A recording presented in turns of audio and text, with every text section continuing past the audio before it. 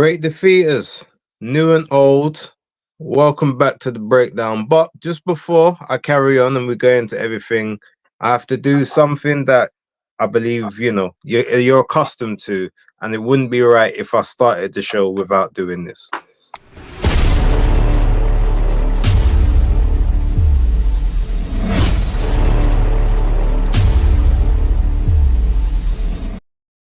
Always got to salute the sponsors each and every time. But yes, thank you for joining.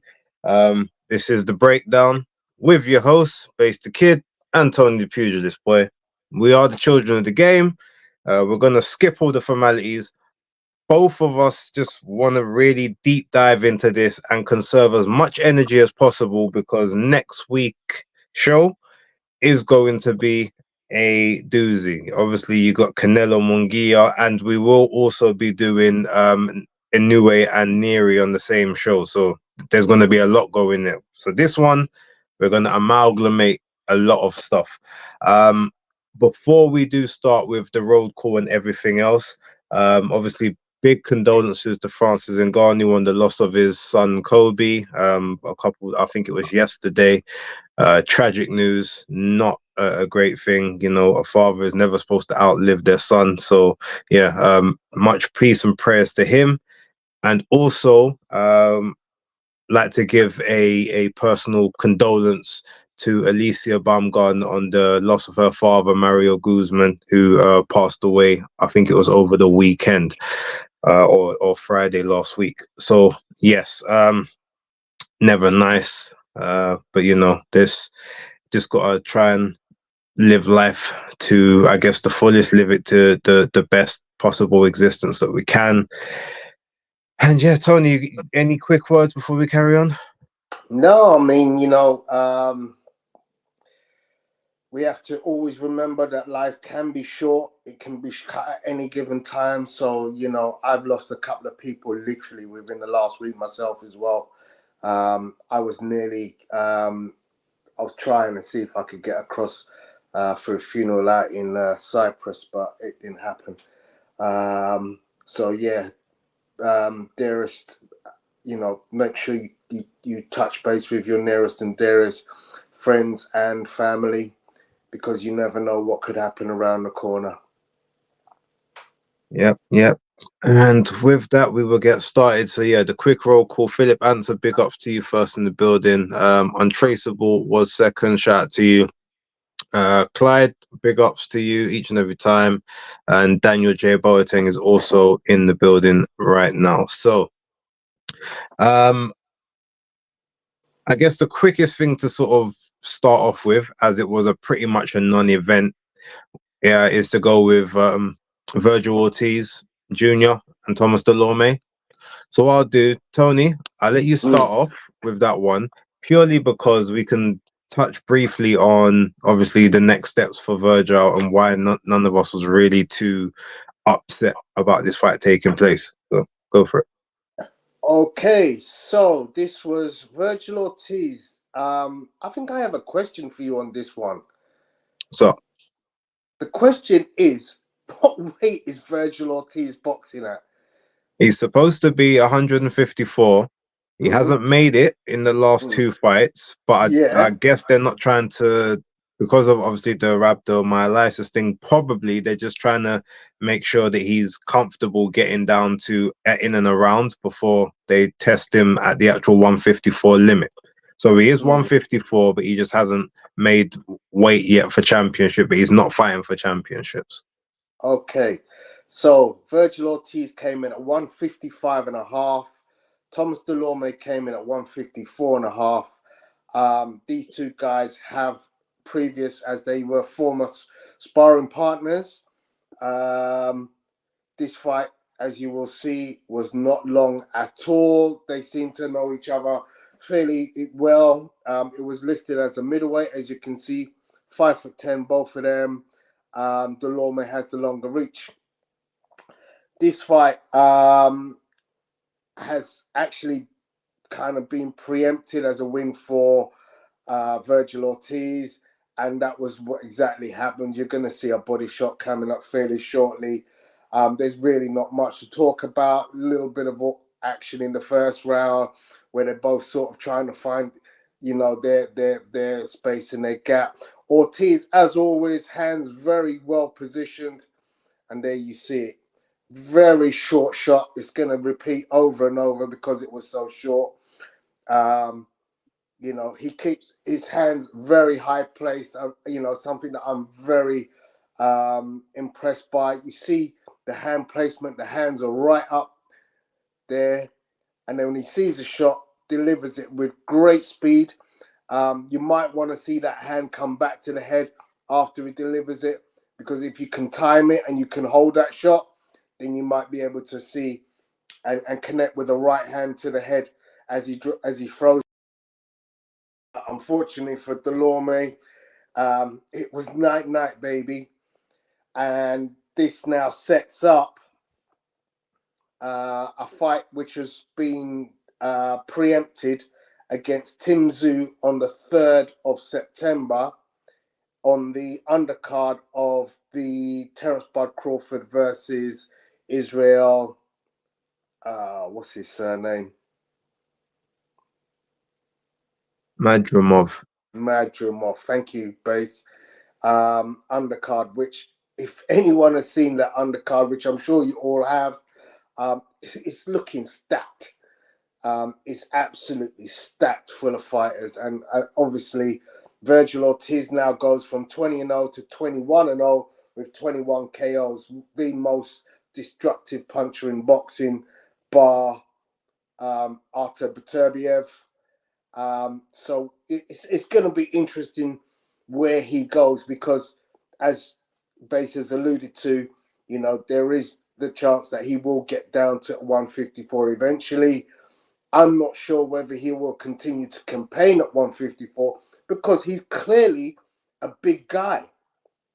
It would probably be his optimum weight at 154, but he can clearly go up to 160 very easily, I'm sure. What else is there for me to say? No, you said pretty much everything. Look, the fight wasn't long enough to really establish. I think the one good thing is that Thomas Dulorme, for all of his faults, he actually did come to fight. And it was the fact that he came to fight and not just tuck up is what presented the opening for Tim Tszyu to have that very vicious body shot. Now, funny, in real time and even in slow-mo, it actually looks... you won't even need that. I won't be talking long enough for that to play. It looked slow. It actually in the slow motion, so it actually looked very sort of weak as a shot. It just looked more like a tap. But anywhere sort of around sort of that lower rib, that kidney area, very sensitive, and you catch someone extending at the right time, and definitely you can feel that. And it was the best possible scenario for Virgil Ortiz. Obviously, we don't know how he's going to survive in a full fight because he hasn't had one since the rhabdomyolysis, but he's had 2 training camps, which should hold him in good stead. We don't know what his cardio will be like at the minute, especially up at the higher weight. But he comes out of the ring with no damage, no swollen hands, no lumps, bumps, bruises, or anything else. So firing fit, ready to get back into another training camp and ready to take on Tim Tszyu, who will by far be the hardest opponent of his career thus far. Mean Machine probably be a close second, and trying to think who I could say maybe is third hardest opponent. Probably Maurice Hooker in my... But so he's got some stepping up to do in terms of the levels of opponent, and this will be the first true step up he's had. So let's see. Good shout to him.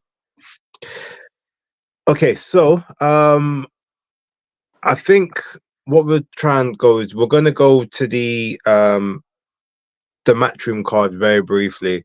There were some okay fights on there. It was a NextGen card, so it wasn't a card that any of us was that interested in. For me personally, it was only about watching Beatrice Ferreira. Janae Boston was a pleasant, was a pleasant accompaniment. to that for me personally. Obviously, getting to watch Maisie Rose Courtney continue her sort of journey on the pro stage.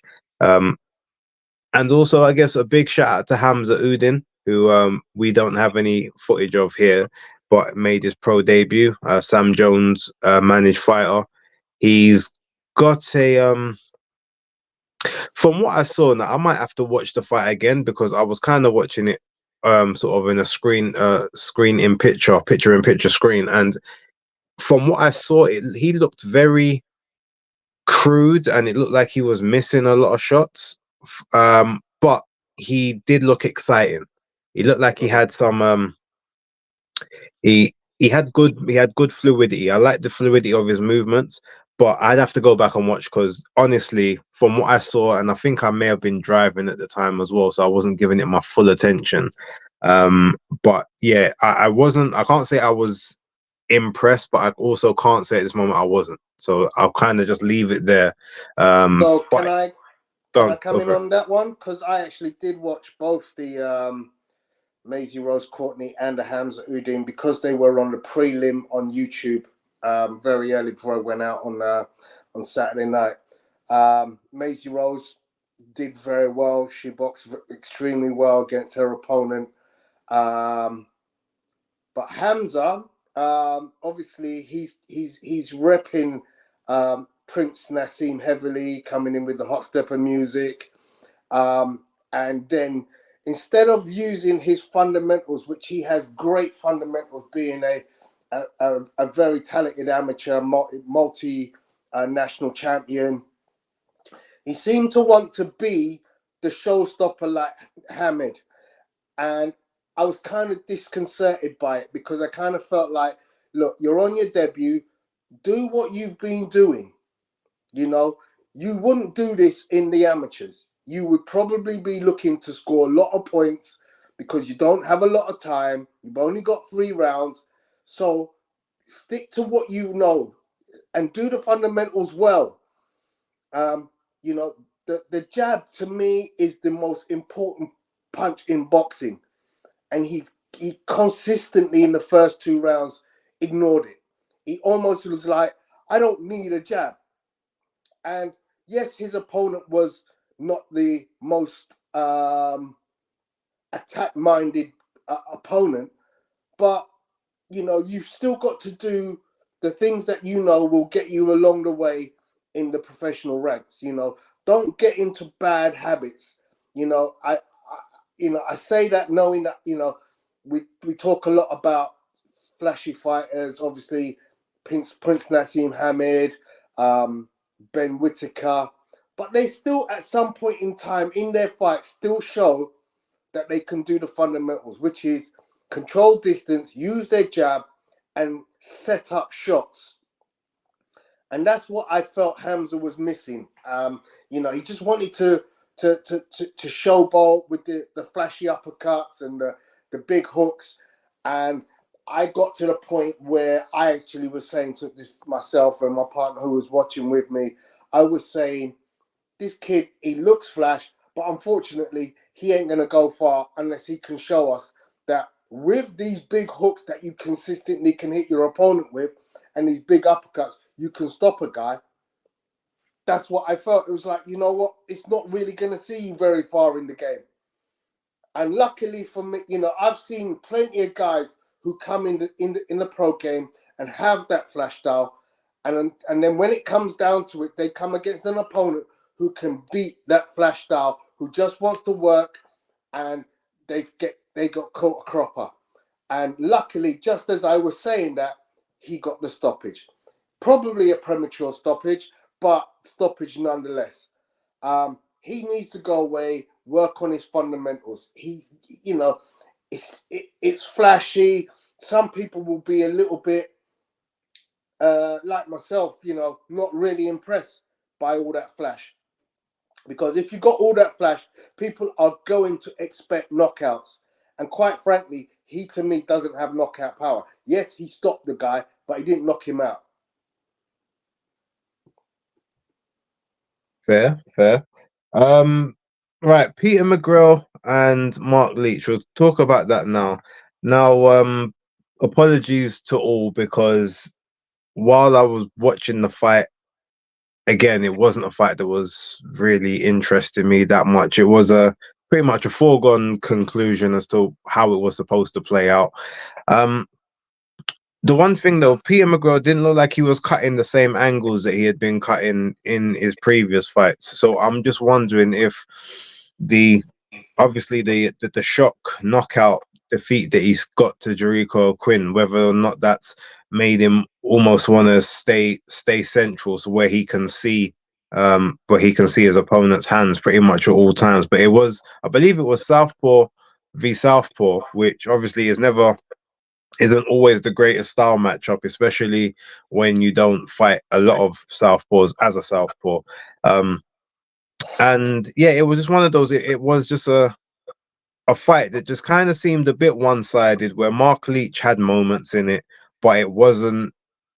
There was never anything that you really thought was testing Peter McGrail. There was a few times that that Mark Leech was basically trying to replicate the shot that Jericho Quinn threw, but just from the opposite side to see if it would work.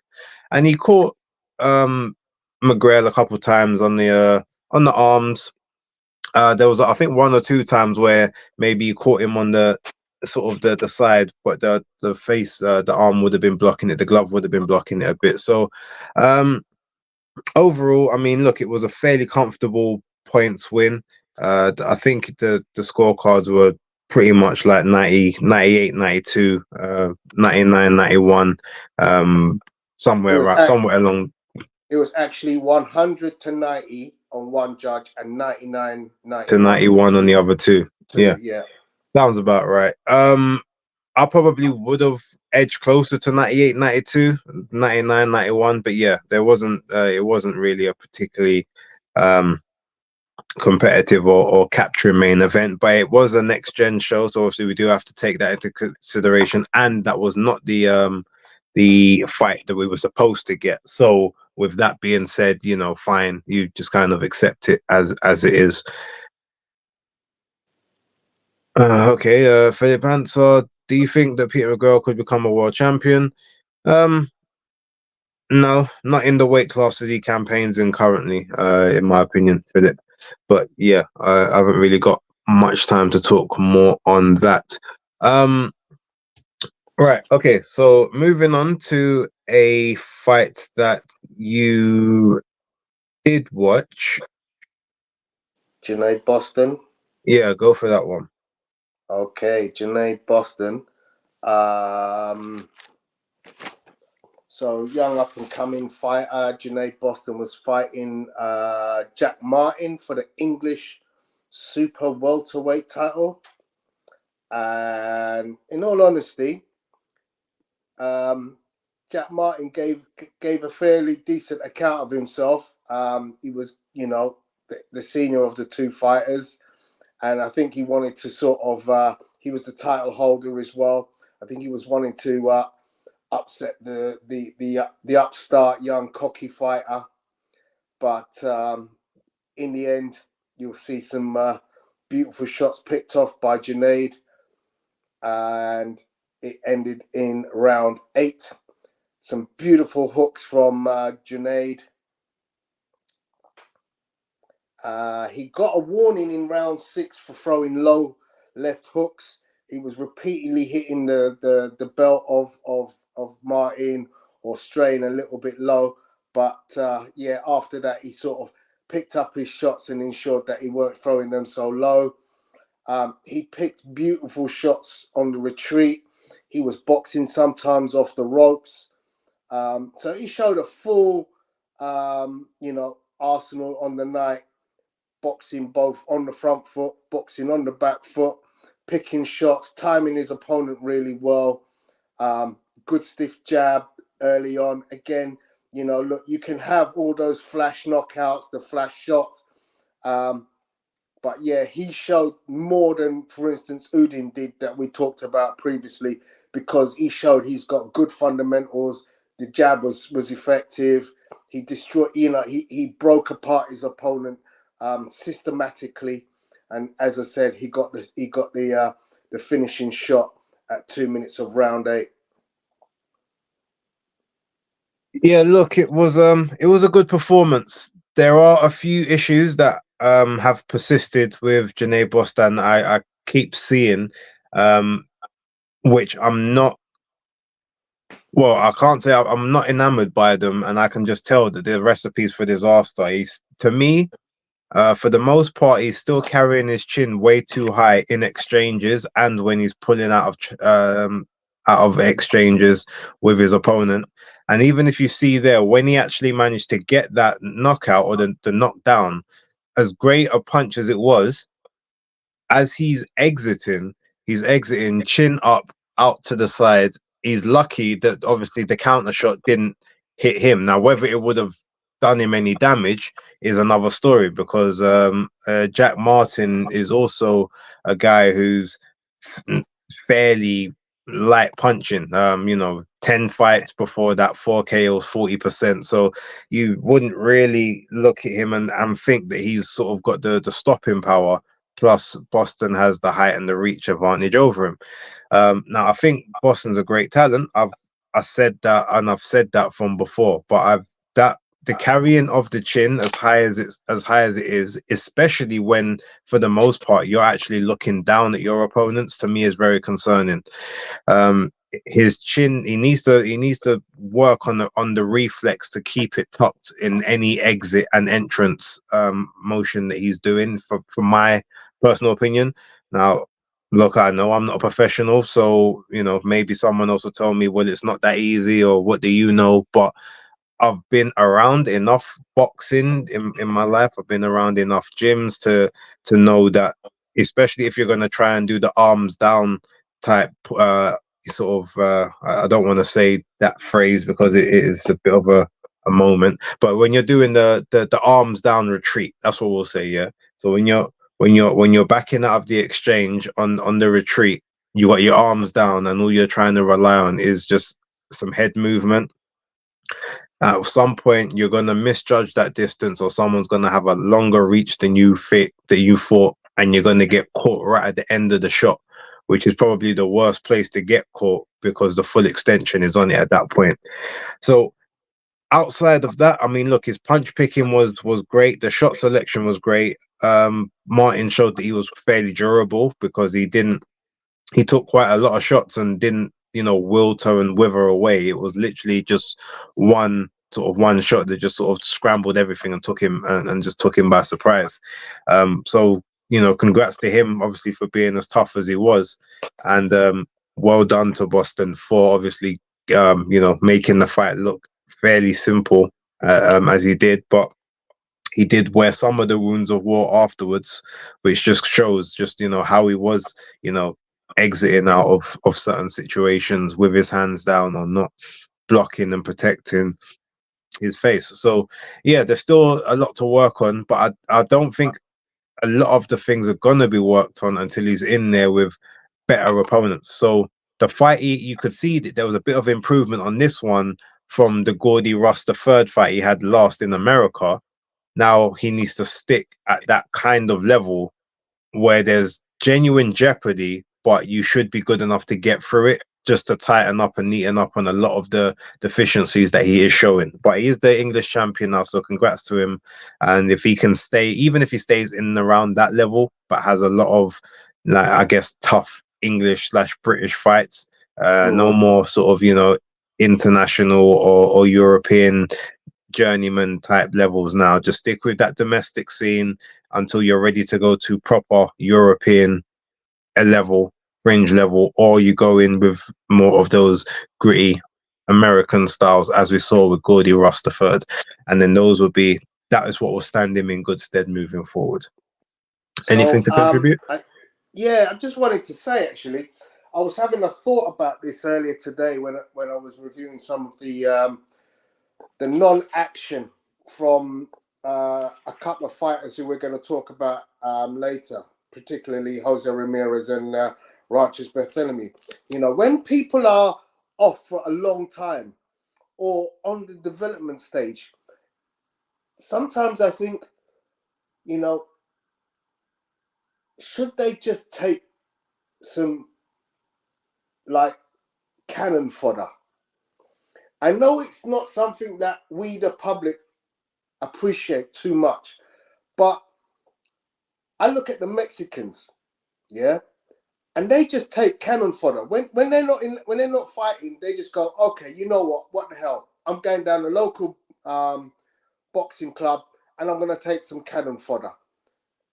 And there's loads of fighters, top fighters as well, world champions, multiple world champions, who've just stacked their record with cannon fodder, just to keep aid their activity, and B, just to keep the development going. So I can use cannon fodder to work on specific drills, to work on specific concepts that I might not want to use against more difficult opponents.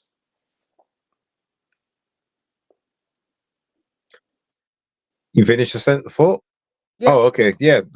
Like to piggyback off of that, I do. I mean, look, activity is key. I guess activity at a certain level also has to take the place, because if you are fighting a lot of cannon fodder, as you call it, you knowing that you're that much better than them, you might not train correctly. You might take liberties. You might not do the training that you're supposed to do, as you said, and work on things. You might actually just take the liberties because you know that your level's above, which can leave you with bad habits for the later one. So there is a sweet spot between making sure that you stay active, and and even if there is limited opposition, make sure there's something that they have that you don't, or that you're wary of, whether that's power, whether that's them being a good counter puncher, whether that's them with very good footwork, so you got to work on tracking them down and trapping them. Whatever it is, make sure that, I guess, that cannon fodder is something that can benefit you, and not just someone that will get knocked over.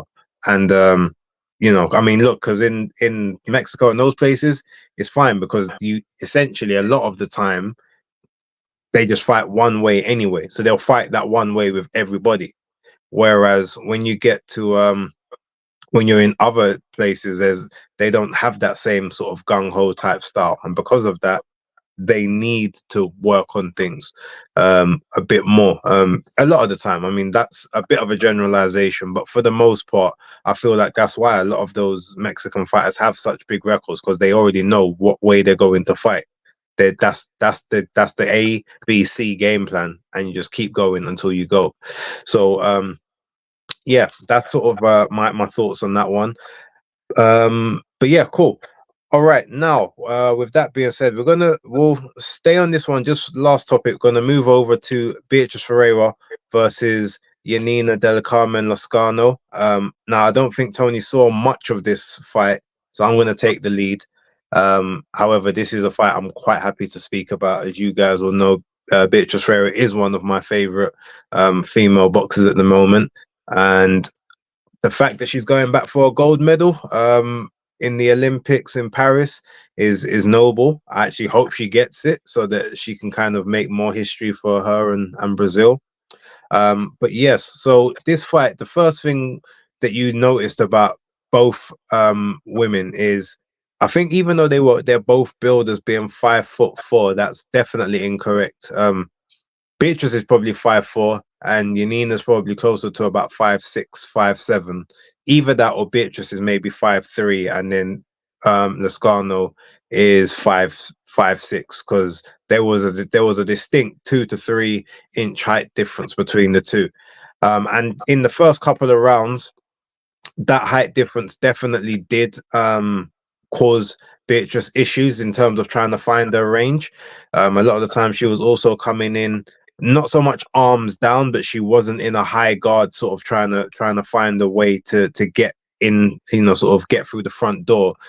She had her arms down in kind of a normal stance, looking to try and pot shot, and looking to try and sort of find the jab, and then the sort of the jab 1-2 and the hook.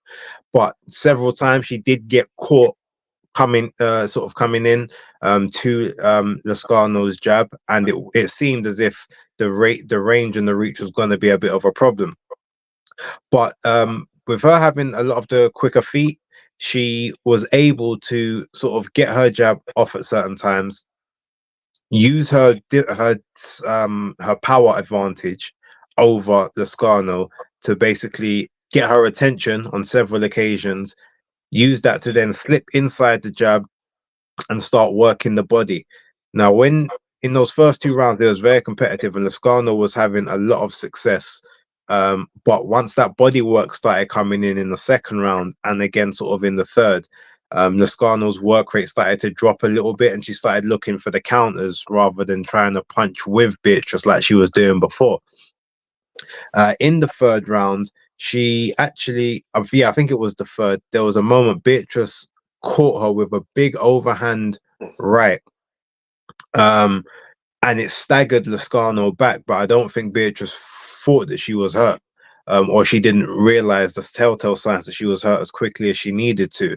But she wobbled back. She finally sort of got on her afterwards, stepped on the pace, and just started sort of throwing, some real lever in there at that time. Lascano tried to battle back at points quite valiantly, had the high guard sort of trying to tuck up and prevent a lot of the shots, but those shots were just coming in sort of thick and fast. It was just a lot of very, very hard, powerful thudding shots, and you just thought, okay, this won't make the 10-round limit. It didn't feel like that was going to happen. Then towards the end of the fourth round, I think it was, there was a head clash that came through. Beatrice was throwing a big, I think it was a big left, and as she stepped in. Was it the fifth? I thought it was the fourth, and then they had two. They went through in the fifth, and then it was in the sixth that they ended up stopping it. But if it's the fifth, maybe you double check if you look on a box rec or something. Yeah, on box rec, it's recorded as the head clash in the fifth round. It was in the fifth. Okay, it must have been halfway through the fifth then. All right, so she went to throw a left hook. She got part of it, and then as she was sort of coming to swing with the right, Lascano dipped in, and as she dipped in, Beatrice obviously head's coming in to turn into the right hand, and the braid went straight over the top of the eye, slashed it clean. It was a pretty bad cut. They checked it out afterwards. They checked it out, I think, at the end of the round or just before the end of the round, and then the doctor said, well, it's not bleeding into the eye, so she's okay to carry on. So they went into the sixth round, and then she just started taking a pasting, just heavy punch after heavy punch. Ferreira, she found her range. The height and reach of advantage that Lascano had was no longer a concern, and she just went to work until such a point where Lascano started to wilt on the ropes a bit. And then the referee called time to have a look at her. Or did he call time, or was it after or did she get knocked down? It's one or the other. I think no, he called time he had to look, let Beatrice go over to the corner, looked over her and said, okay, no more. And at that point I thought, technical knockout, she's no longer able to continue. But it turned out that he wasn't checking. He didn't think that she was no longer able to continue. He wanted to check the cut, and he didn't think it was nice to carry on, and that's why he ended up waving it off. So it went to technical decision on the scorecards, and I think on 2 of the scorecards, Beatrice won 5 of the rounds leading up to when it stopped, and on 1, I think she won 4, because the scorecards, I think, was 59-55 and 58-55. So I think there must have been a draw round in one of them. But look, great performance for her. A nice little way to start off her Olympic campaign. As I said, one of my favorites. Obviously, some of my other favorite fighters are going to have to see her, whether Alicia Baumgardner moves up to 135 or stays at 130. Beatrice will obviously flip between those two. You've got Caroline Dubois, who's another big favorite of mine, but she's heavily at 135 now. That's someone she's going to have to see her.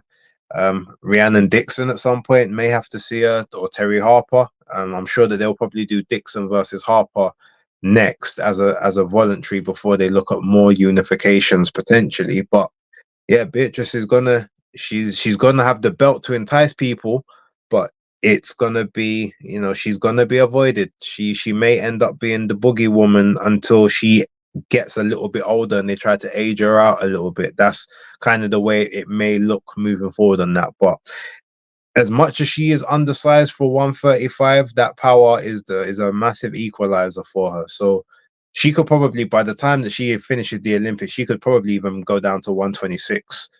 130, 126 will probably be easier weight classes for her. But yeah, she definitely compete. And like I said, that power equalizes any size and height that she's giving up. But yeah, great fighter, and another great performance. And she's always must watch TV. I don't know how much of it you did or didn't see, but just any thoughts on Beatrice in general? Just Beatrice being Beatrice. That's what I saw.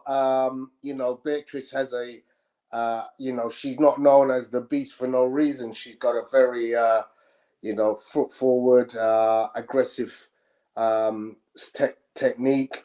She uses that to get inside of her opponents because, as you said, Lascano did have the advantage of reach. And when it got to the point where she was no longer willing to try and engage from the outside, she just started doing what she does, which is rampage her opponent and use the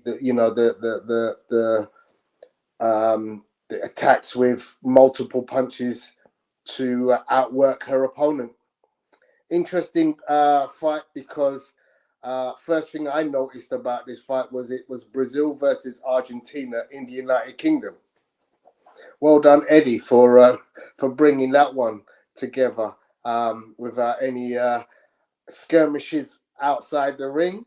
And it's interesting because the other fight, the world title fight in the United States between the two women, also involved an Argentinian. I just kind of noticed there was a what's the word? A thread? Trend. That's it. Well, funny you mentioned that. Let's move straight into that one. I know you saw that, so let's talk about Marlene Esparza versus Gabriela Celeste Alanis 2. Wow. So this was a battle, a rematch of a fight that took place. Was it last year, Base? Yeah. Yeah. So Marlene Esparza was the champion. Was the champion being the operative word. She held the WBA, WBC, and WBO titles until Friday night, when she unfortunately couldn't make the weight limit. So unfortunately, at 114 pounds against Gabriela, she lost the title on the scales, and Gabriela was given the opportunity to win the fight in the ring if she could win the fight. This fight did not go the way of the first fight. Interestingly, one of the judges had an absolutely stupendously crazy scorecard, as it just totally was against the grain of what everybody else seemed to see. But yeah, Marlene, I think, was a little bit braggadocious in her approach. She certainly seemed to be quite loud in her approach going into this fight. Is this the one? Here we go. They're both fighters entered this ring with exactly the same records, 14-1-0. And it was a 10-rounder, 10 2-minute rounds. As you can see there was a bit of histrionics in the weighing. But this fight, Esparza in the black top seemed to think she could dodge the constant attacks of Alanis. She was very successful at doing that in the first fight, but on this occasion, she came out second best because Alanis basically realized, well, I can't allow her to do, as you can see, the running away or the slipping of punches. I have to close the distance quicker and throw my hands quicker than I attempted to in the first fight. So there were definite changes of strategy, very similar, but still just the slight changes to the way she used her footwork, the timing of her punches was sufficient for her to dominate this fight.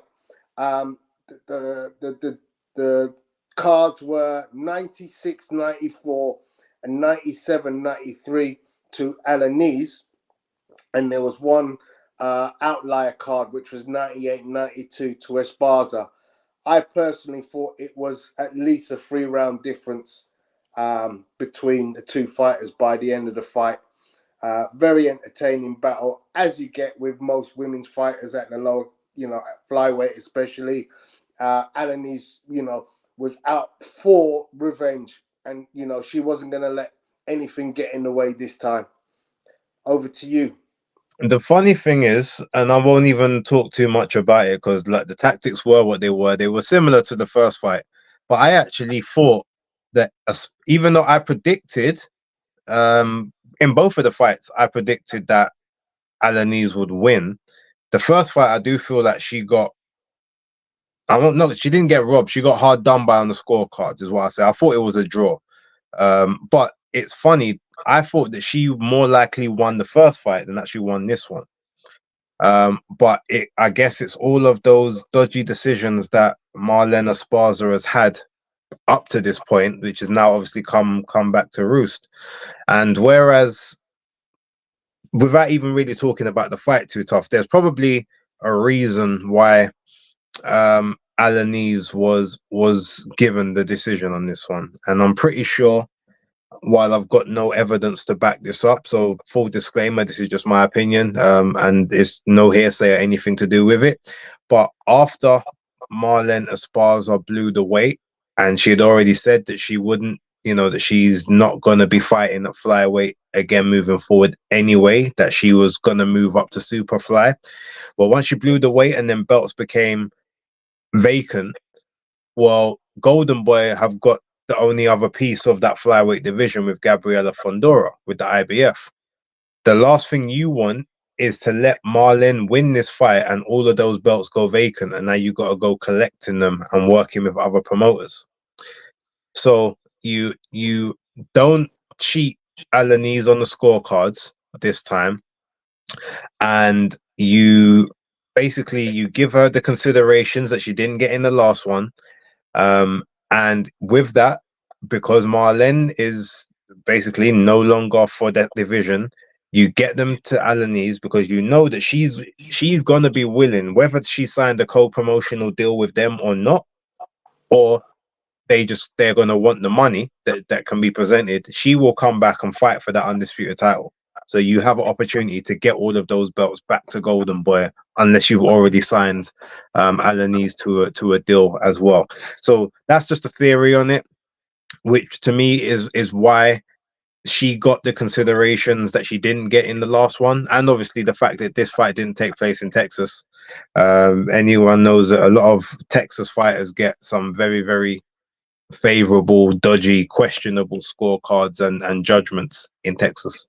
So yeah, like I said, Esparza, she had about 3 or 4 gift decisions thus far, and on this one, which I actually think legitimately she did kind of edge, yeah, the gift went the other way. So karma, and not Serene. Shout out to Karma if you are watching, by the way. And to respond to Cuz D'Amato, you're 100% right. I do, because I am extremely tired right now. So I'm trying to give every ounce of energy that I have to carry on with the show. So yes,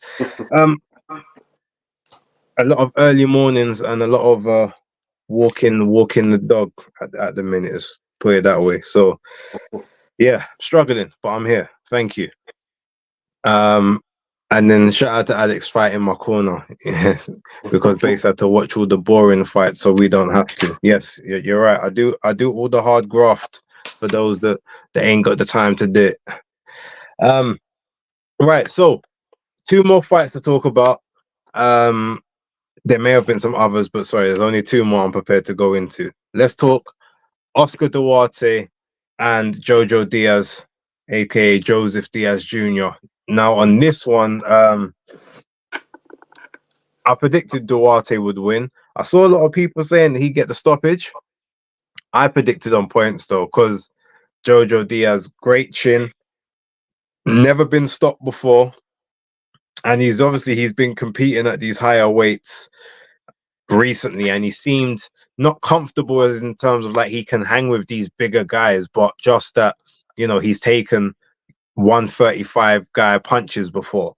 But the fact that this fight was obviously done at a catch weight of I think it was 138, so technically they was fighting at super lightweight, just goes to show that Jojo Diaz had no business being at them higher weights. He started his career at 126.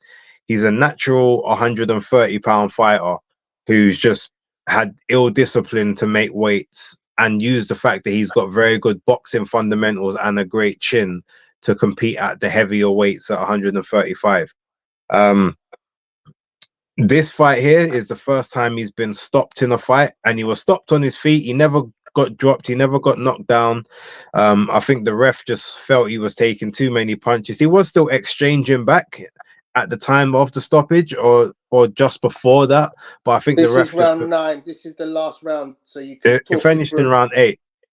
No, this is round 9, buddy. Are you sure? Yeah. Okay, I thought it finished in the 8th round, but okay, I'll take your word for it. But yeah, so you could just see that even though he's in there, he's still exchanging, he's taking big shots, but he's not he feels comfortable-ish, but the guard is starting to loosen a bit. The resistance, like the way the shots are moving him, is a lot more visible than it was prior. And you just kind of felt to yourself, the writing was on the wall, even though, as I said, he's got the granite chin and he didn't look like he was on his way to going down. But I think the referee decided to save him from himself, taking way too much of a beating, very undersized. You could just see like Duarte looked about three weight classes bigger than him in the ring. And yeah, it just, as much heart and grit and determination as Diaz has got, it just wasn't meant to be, and he suffers his first stoppage, which is now he doesn't now have that to fall back on to say, well, no one's ever stopped me. He can still probably say he's never been dropped, but yeah, can't say that he's never been stopped at this point. And quite frankly, this could be the end of his career. I can't see him necessarily wanting to be that gatekeeper or the journeyman type. But that's 5 losses out of his last 6 fights. I don't think that one's gonna play. And to be honest, even if the ref didn't stop it, as you guys just saw there, the corner threw in the towel exactly the same time as the referee was stepping in. So yeah, he was never gonna make it out of the fight. And Duarte just put the icing on the cake and the exclamation mark at the end of the sentence. And that's my thoughts on that one. Tony, give us yours. Yeah, I mean, I don't have a great deal to add to this to the story. I thought it was rather interesting. I mean, Oscar Duarte is just a unit. He's a big guy. Kind of reminds me of a small version of Virgil Ortiz, who was on the same card. In fact, I think I've seen a picture of the two of them standing next to each other, and I'm like, ooh, there really don't seem to be that much difference between these two guys. So he's a unit. He's very muscular, and as you mentioned, he was clearly the bigger guy against Jojo Diaz, and obviously Jojo was overmatched in this particular battle. But we saw the action from round 9. It wasn't like he was out of the round and he was getting battered from pillar to post. He was throwing punches. His guard was down, definitely. But what was noticeable was, as you said, anytime Duarte caught him clean, he was visibly winded. He would move. It would move him, in a backward direction. He can stand on his shield and say, look, I wasn't dropped. I could possibly have gone on even more. But as you said, the corner threw the towel in. in terms of the scoring for the fight, I had no, wrong fight. I'm looking at the wrong fight. You know, I did have Duarte clearly up by the end of or by round 9 when it started. But Diaz, you know, look, he's been in some big hitters. You know, he's a tough kid. I'm sure we will see him drop back down in weight, and be more competitive against other fighters. But this was just a step too far against a guy who was physically just too big for him. Yeah, good fight. I think he retires. I don't think he's going to carry on personally. But we'll find out who's right about that, I guess, in the next sort of 3-4 months. Because that fight, his last fight was actually only I think it was in February, the last time he had on the yeah. So it was a very quick turnaround. Campos against in February, 15th of Feb.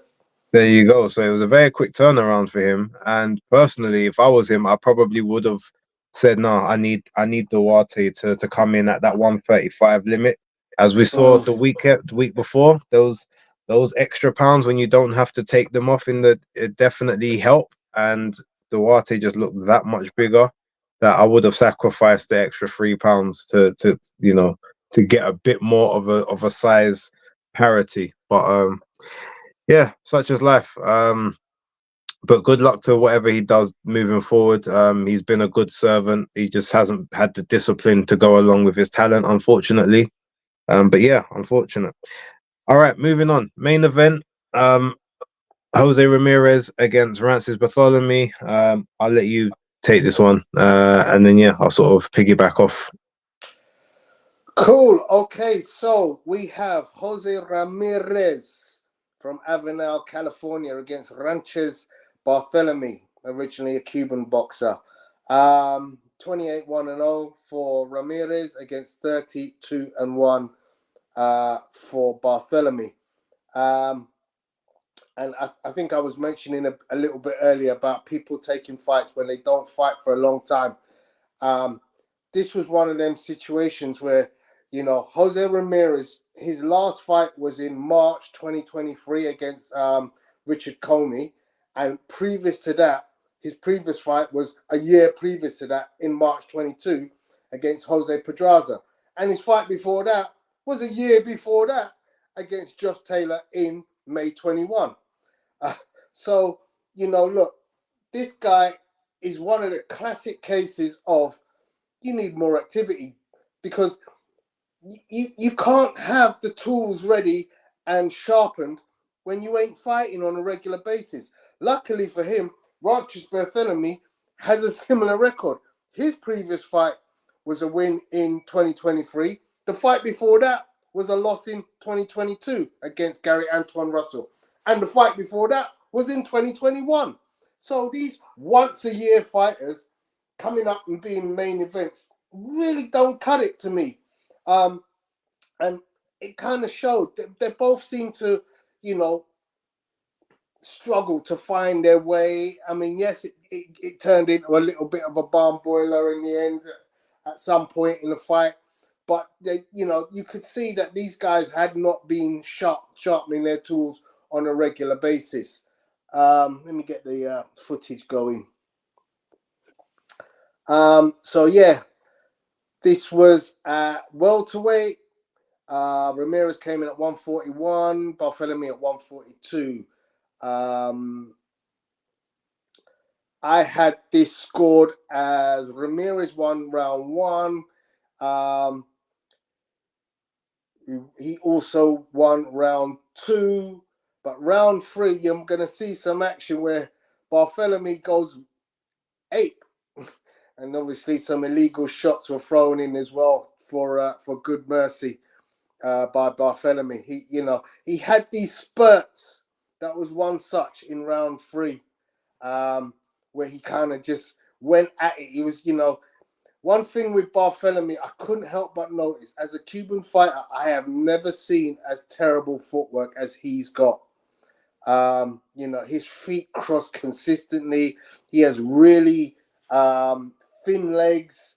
You know, he needs to get himself in the gym. But, you know, he did go for it on several occasions. You're going to see a sequence coming up where he threw 3 straight lefts straight after the other, straight into the face of Ramirez. But overall, you know, I thought Ramirez stuck to his game plan. He won round 5. He lost round 6, won 7, 8, 9, 10, 11, and 12. My scorecard had 117 to 111. Here we go. Those 3 straight shots from Bartholomy, straight catching Ramirez straight down the pipe. Notice he threw 3 straight shots. He didn't move his feet once, and then he squared up on his feet. So lots of fundamental things that I noticed with Bartholomy. You know, he does sort of go for it in spurts, and as I said, he did win a few rounds in it. But overall, this was a fight well won by Jose Ramirez. But it's not the same Jose Ramirez that we saw fighting to a draw with Josh Taylor. This is a guy who, quite frankly, needs to sharpen his tools more regularly. I'll hand over to you, Base. Yeah, I mean, to me, he should have been able to get a stoppage in this fight. Quite frankly, Jose Ramirez hasn't been impressive since the Maurice Hooker fight. For me, it almost just feels like he's been fighting for a paycheck, and when he wasn't being offered the fights he wanted or the money he wanted for bigger fights, he just decided that he didn't have to sort of be in there. Ultimately is why, you know, Top Rank kind of got rid of him and he's gone to Golden Boy purely because he does numbers in his home city, and I think that's the only reason they've picked him up, because he's not going to fight for titles again. And if he goes up to 147, he's probably just going to fight, you know, limited opposition up there for a while until maybe a vacant title becomes available. But yeah, in terms of the fight, I mean, it ended up being a lot better than I thought it would be. But that's purely because Rances Bartholomy clearly decided that you're not gonna just have this all your own way. Maybe that Cuban pride sort of took a bit of his resolve up. But yeah, it was just no adjustments were made by Ramirez. Just the only thing he had over Rances in this tie fight was work rate. So it almost feels as if Bartholomy wasn't, almost like he wasn't fit for the fight. So okay, I'm just gonna soak up whatever you bring, and then every time that you leave yourself open, I'm gonna counter, and that's exactly what he did. And every time he countered, Jose Ramirez, especially in the first 6 rounds, hurt him badly. But whereas Ramirez maybe had a bit more notice for the fight, possibly he just looked like he had more energy reserves to keep up the pressure in the back half of the fight. And obviously with Bartholomy being more of a pure boxer, they don't like to have to work at pace and to work consistently. So when you put that pressure on them, a lot of the time they will wilt. But his resolve and his energy just took over, and ultimately he got, you know, he saw the rounds out. He stayed competitive throughout, even though they were thinking to stop it in the 11th. He said, you know, if who was it? Jack Reese said, if you languish on those ropes in the 12th, I'm going to stop it. I know it's the 12th round, but I don't like the punishment that you're taking.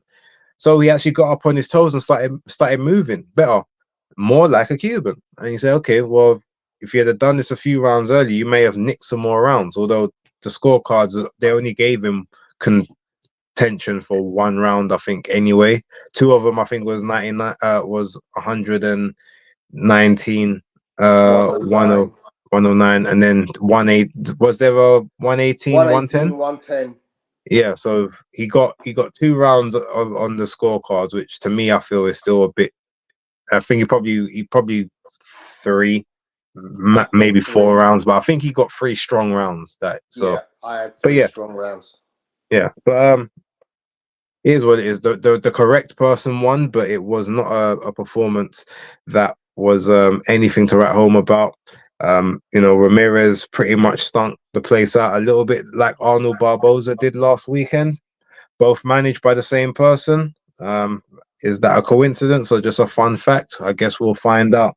That being said, I mean, Virgil Ortiz is also managed by that person, and he never stinks the place out. So maybe it's just those two, the top rank cast-offs. But we'll wait and see what they do moving forward. And since obviously they got the same manager, they won't fight each other, but just get them, nice opposition. And the one thing, this card, why every single card, in this card, no one made weight. It's almost like everyone's taking Ryan Garcia blueprints now. The only person that made weight on the entire card was Gabriel Alanis. Very, very strange. I don't know if it was because it was a card that was kind of thrown together last minute, and they didn't have enough time. But yeah, it's just very, very strange that everyone blew the weights on this card.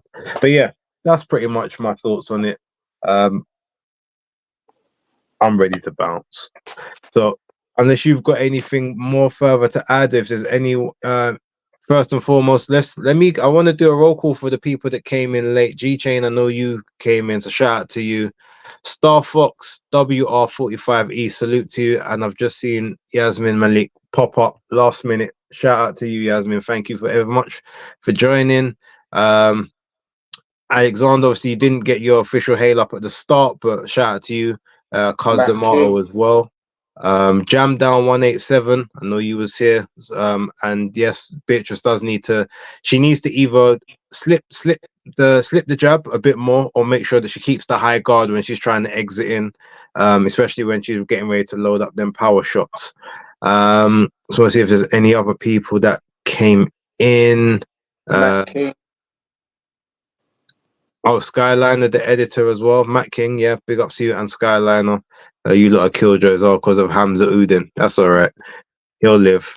And Adari Pennant as well. Shout out to you. Can you imagine a hybrid cross mix between Terence Crawford and Jerron Ennis, but as a heavyweight boxer? That would be interesting to watch. I mean, we had that in the olden days. You would probably say someone like Evander Holyfield was very much, or Larry Holmes would have had some of those traits. But Evander probably would have been closer to that as those two. But yeah, with that being said, look, we're gonna get out of here. Tony, give them the socials as always. So guys, you can catch me on Instagram and Twitter. YouTube and Twitter as Pugilistboy. You can catch me on Instagram as Pugilistboy. And guys, for myself, BaseDaKID, the hardcore casual, is the YouTube channel, as you guys can see. On Twitex, Twitex is B_A_S_E. Instagram and Threads is BaseDaKID. I did try to make a new BaseDaKID, the hardcore casual Instagram, to put up like stuff from the channel, but for some reason it won't link to my account. So until I kind of get that sorted, that's a bit on the back burner. But I need to do the ticky tackies and the TikToks and all that stuff, as the young'uns say. I never thought I'd get to that age where I say that shit, but it's funny. It's funny to say it. But yeah, gotta do all that. Also, to let you guys know, there may not be a casual stream tomorrow, purely because for those of you who are interested in whatever way, shape or form, I've been dog sitting all week, and I thought the dog was going back late tonight, so I get tomorrow to rest up after the after the press conference. But the dog's actually not going back until Thursday. So even if I do get to that press conference, I'm gonna be on dog duties afterwards. So it will be touch and go. If you see anything uploaded by 6:30, that means that we're doing it. If you don't see it by then that means it will be the 3rd. But I may change it and do one on Thursday instead. But yeah, I'll keep everyone updated. But yeah, thank you very much for rocking with me. But yeah, we'll leave it there. Tony, yeah, any final thoughts? No, enjoy the fight this weekend, guys. Cinco de Mayo, Canelo, Alvarez, Saul. So yeah, we Don't look forward forget to Bank see. Holiday Monday, a new way in Neary. And don't forget, yeah, Inui and Neri, We'll be the talking about all of monster. those next week. But yeah, until then, hope you enjoyed the show. Peace, salute, and we'll catch you next week.